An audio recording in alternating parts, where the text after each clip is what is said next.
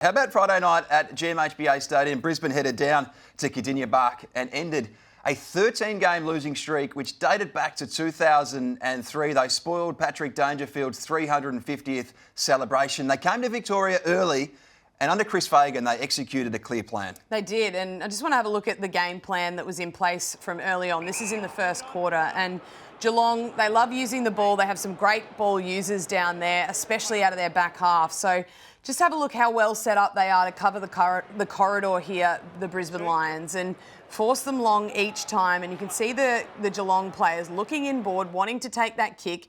It's not on. They're being forced long down the line. And each time Brisbane were able to get the turnover, then make the ground really, really big and make it hard for Geelong to defend on turnover. This one here, they're sick of going long down the line, so Brian Myers tried to invent something. Wilmot comes forward, pressures, kicks a goal. So I just thought it was the perfectly executed game plan. There's times where Chris Fagan doesn't get the applause as a technical and tactical coach. I think the technical and tactical aspect from Chris Fagan and his coaching group was on point in that game.